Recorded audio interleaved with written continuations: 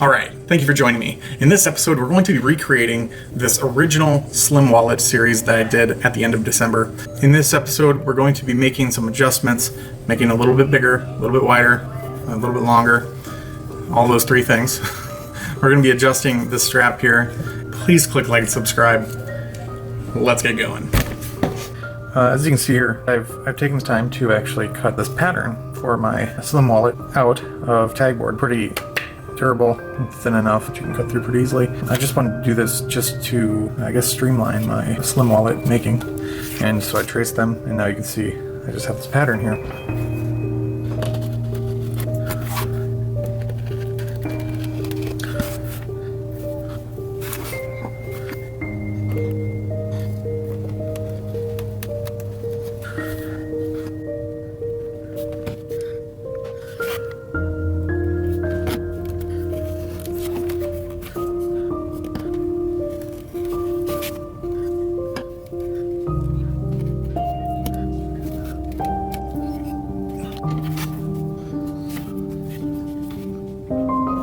I don't know what the name of that would be, so it's flat on one side but it's not on the other. If you know, please comment below, but if you use it this way, in this type of cut, since this is a piece of the wallet, then you would end up having, you'd have one side that is at a diagonal, slant cut, and the other wouldn't be. So, you'd use this.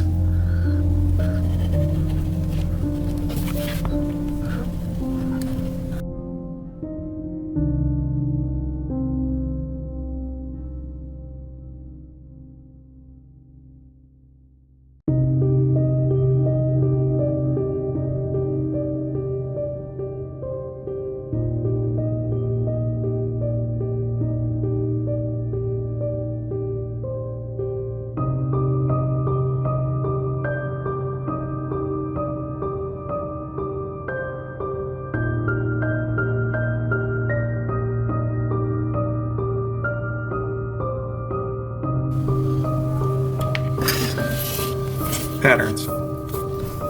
Friggin' awesome. So you put that way, that way. What am I, pattern short?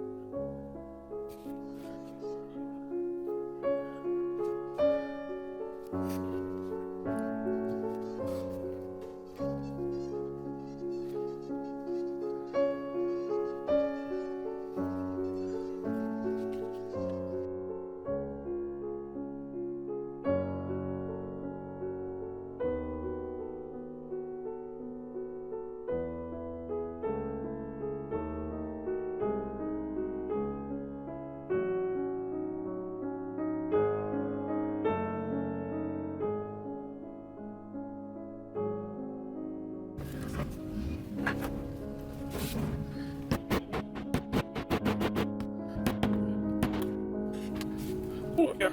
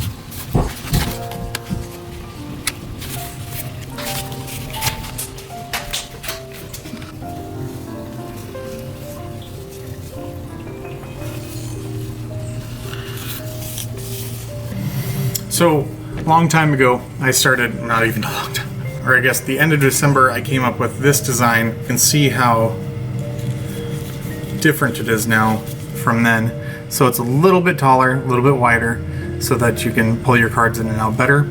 I've adjusted this length just to make the card easier to pull out.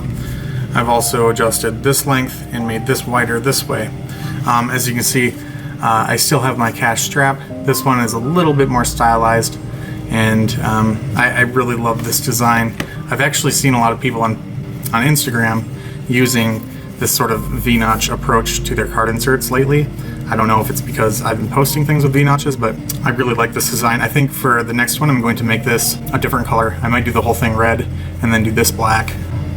Yeah, I think this turned out exceptionally well. There's some things I didn't do. I didn't round the corners on this. Black stain, it will rub off on your fingers. If you leave it sit for probably 2 or 3 days after you stain it, it's a lot easier to handle at that point. I would advise when you're doing black, Put your holes in, glue it all together. Prior to doing that, make sure you do all your burnishing of your edges first and then stitch it together. If you're using black thread, not a big deal. Using an off-colored thread, the black, once you do rub your mink oil onto it, it will stain the thread, the color. So this should be like red stitching, and it is. It's just not as bright as it should be. So this stitching really should be this color, but it doesn't pop anymore like it did. But you know, you live and you learn. You do leathercraft and you learn. So all right, yeah, if you have any comments on this wallet, or if you want me to make one for you, just drop me a comment or an instant message, and we can arrange something. All right, I want to thank you again for watching this episode of Devilcraft Leather, and remember, the devil is always in the details. Thank you for watching. Have a great day. And if you have coronavirus, or if you have a cough or flu, stay inside. Don't expose everybody to your illness. Thank you. Appreciate it. Have a great day.